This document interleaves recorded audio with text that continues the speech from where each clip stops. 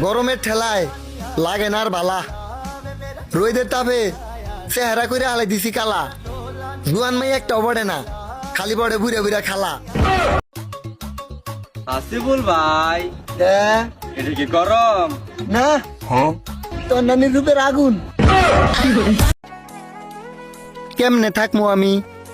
আমি তো জানি এই গরমে তোমার প্রেমের সাগরে ডুব দেওয়াটা কতটা জরুরি। আমার একটাই জীবন, তাও আবার গরমের হাতে তুইলা দিছি। গরম তুমি ধন্য, সুন্দর সুন্দর মেয়েদের মেকআপ নষ্ট করে দেওয়ার জন্য। আমি যদি তোর না পাই তাইলে বিশ্বাস কর, এই গরমে খেতা কম্বল গাই দিয়ে নিজের জীবনটা শেষ করে দিব। ওই সেরি, তুই নিজেরে কি ভাবস? I love you.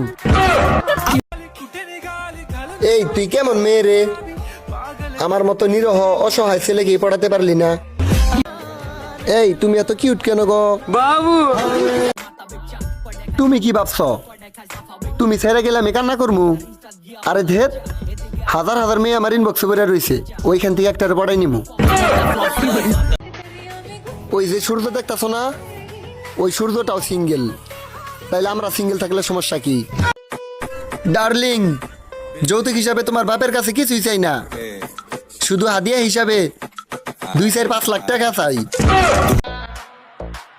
পরিবারের ছোট মেয়ে মানে শয়তানের হাড্ডি। সম্পর্ক হতে হলে মন থেকে হতে হবে। রক্তের সম্পর্ক তো মশার সাথেও আছে।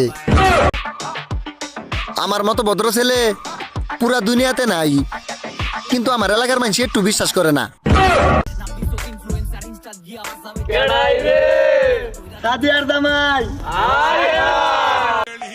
আজ গরিব বলে কাম কইরা খাই, আর বড় লোক হইলে তো চুরি কইরা খাইতাম। ওই সেরি, আমার তোর পছন্দ হয় না? তোর মেরে তোর পছন্দ ঠিক করে আলাই দিমু। দুনিয়া উল্টে গেলেও তোমার আর আমার ভালোবাসা কখন উল্টাবে না। হয়তো ব্রেকআপ হয়ে যাবে, নয়তো অন্য কেউ বিয়ে করে নিয়ে যাবে। মাইয়া সারাদিনই ঘরে বসে পড়াশোনা করে, তারপরে এসএসসিতে যায় ফেল করে।